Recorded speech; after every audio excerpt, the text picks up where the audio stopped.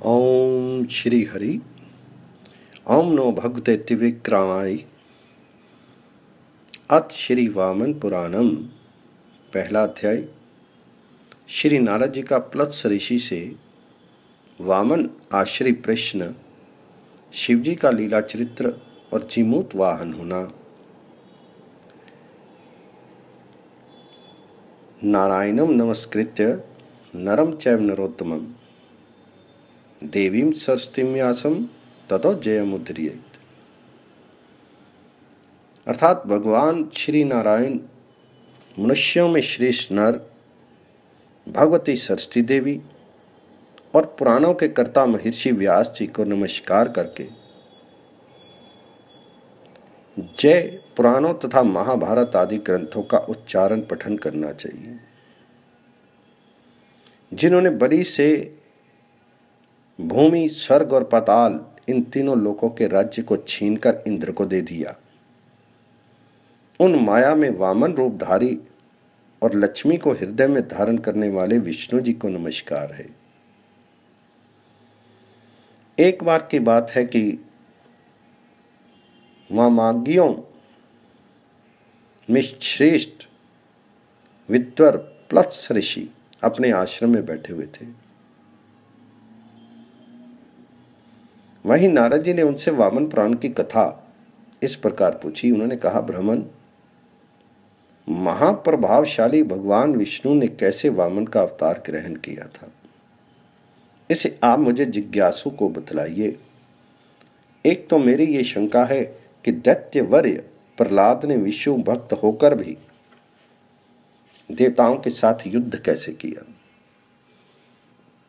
और ब्राह्मण श्रेष्ठ, दूसरी जिज्ञासा ये है कि दक्ष प्रजापति की पुत्री भगवती सती जब भगवान शंकर की प्रिय पत्नी थी, उन श्रेष्ठ मुख वाली सती ने अपना शीर त्याग कर पर्वतराज हिमालय के घर में किस लिए जन्म लिया, और पुनः वह कल्याणी देवदेव महादेव की पत्नी कैसे बनी। मैं मानता हूं कि आपको सब कुछ ज्ञान है, अतः आप मेरी इस शंका को दूर कर दें। साथ ही सत्पुरुषों में श्रेष्ठ द्विज तीर्थों तथा दानों की महिमा और विविध व्रतों के अनुष्ठान विधि भी मुझे बतलाइए। नारद जी के इस प्रकार कहने पर मुनियों में मुख्य तथा वक्ताओं में श्रेष्ठ तपोधन प्लत्स जी नारद जी से कहने लगे। प्लत्स जी बोले, नारद, आपसे मैं संपूर्ण वामन पुराण की कथा आदि से अंत तक वर्णन करूंगा। मुनि श्रेष्ठ, आप मन को स्थिर करके ध्यान से सुने। प्राचीन समय में देवी सती ने ग्रीष्म ऋतु का आगमन देखकर मंदर पर्वत पर बैठे हुए भगवान शंकर जी से कहा, देवेश, ग्रीष्म ऋतु तो आ गई है, परंतु आपका कोई घर नहीं है जहां हम दोनों ग्रीष्म काल में निवास करते हुए वायु और ताप जनित कठिन समय को बिता सकेंगे। सती के ऐसा कहने पर भगवान शंकर बोले, हे सुंदर दांतों वाली सती, मेरा कभी कोई घर नहीं रहा, मैं तो सदा वनों में ही घूमता रहता हूं। भगवान शंकर जी के ऐसा कहने पर सती देवी ने उनके साथ वृक्षों की छाया में जैसे तैसे रहकर गर्मी का समय बिताया। फिर ग्रीष्म के अंत में अद्भुत वर्षा ऋतु आ गई, तो अत्याधिक राग को बढ़ाने वाली होती है और जिसमें प्रायः सबका आवागमन अवरुद्ध हो जाता है। उस समय मेघों से आवृत हो जाने से दिशाएं अंधकार में हो जाती हैं। उस वर्षा ऋतु को आई देखकर दक्ष पुत्री सती ने प्रेम से महादेव जी से ये वचन कहा, महेश्वर, हृदय को विदीर्ण करने वाली वायु वेग से चल रही है। ये मेघ भी गर्जन कर रहे हैं, नीले मेघों में बिजलियां कौंध रही हैं और मयूरगण केका ध्वनि कर रहे हैं। आकाश से गिरती हुई जल धाराएं नीचे आ रही हैं। बगुले तथा बगुलों की पंक्तियां जलाशयों में तैर रही हैं। प्रबल वायु के झोंके खाकर कदम, सर्ज, अर्जुन तथा केतकी के वृक्ष पुष्पों को घिरा रहे हैं। वृक्षों से फूल झड़ रहे हैं। मेघ का गंभीर गर्जन सुनकर हंस तुरंत जलाशयों को छोड़कर चले जा रहे हैं। जिस प्रकार योगी जन अपने सब प्रकार से संबंध घर को छोड़ देते हैं, शिव जी वन में मृगों के ये यूथ आनंदित होकर इधर उधर दौड़ लगाकर खेल कूद कर आनंदित हो रहे हैं, और देव देखिए नीले बादलों में विद्युत भली भांति चमक रही है। लगता है जल की वृद्धि को देखकर वीरगण हरे भरे पुष्ट नए वृक्षों पर विचरण कर रहे हैं। नदियां सहसा बड़े वेग से बहने लगती हैं।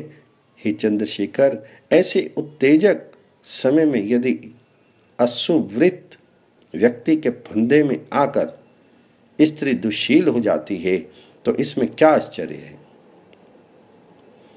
आकाश नीले बादलों से घिर गया है। इसी प्रकार पुष्पों के द्वारा सर्ज, कलियों के द्वारा कदम, फलों के द्वारा बिल वृक्ष एवं जल के द्वारा नदियां और कमल पुष्पों एवं कमल पत्रों से बड़े बड़े सरोवर भी ढक गए हैं। ही शंकर जी, ऐसे दुस्सह अद्भुत तथा भयंकर दशा में आपसे प्रार्थना करती हूँ कि इस महान तथा उत्तम पर्वत पर गृह निर्माण कीजिए। हे शंभो, जिससे मैं सर्वथा निश्चिंत हो जाऊं। कानों को प्रिय लगने वाले सती के इन वचनों को सुनकर तीन नैन वाले भगवान शंकर जी बोले, प्रिय, घर बनाने के लिए और अपनी साज सज्जा के लिए मेरे पास धन नहीं है।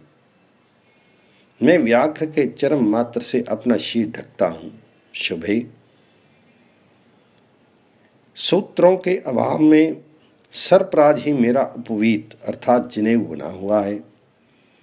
पद्म और पिंगल नाम के दो सर्प मेरे दोनों कानों में कुंडल का काम करते हैं। कंबल और धनंजय नाम के ये दो सर्प मेरी दोनों बाहु के बाजूबंद हैं। मेरे दाहिने और बाएं हाथों में भी क्रमशः अश्तर तथा तक्षक नाग कंकन बने हुए हैं। इसी प्रकार मेरी कमर में नीलांजन के वर्ण वाला नील नाम का सर्प अवस्थित होकर सुशोभित हो रहा है।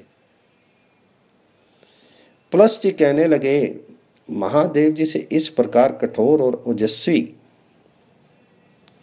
एवं सत्य होने पर भी असत्य प्रतीत हो रहे वचन को सुनकर सती जी बहुत डर गई और स्वामी के निवास कष्ट को देखकर परम गरम सांस छोड़ती हुई और पृथ्वी की ओर देखती हुई कुछ क्रोध और लज्जा से इस प्रकार कहने लगी।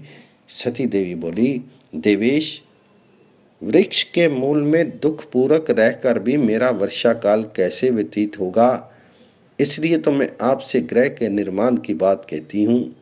तो शंकर जी बोले, देवी, मेघमंडल के ऊपर अपने शीर को स्थित कर तुम वर्षा काल भली भांति व्यतीत कर सकोगी।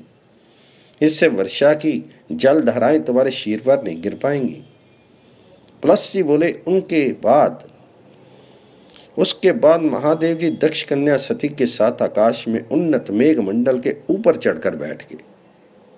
तभी से स्वर्ग में उन महादेव जी का नाम जिमूत केतु या जिमूत वाहन विख्यात हो गया।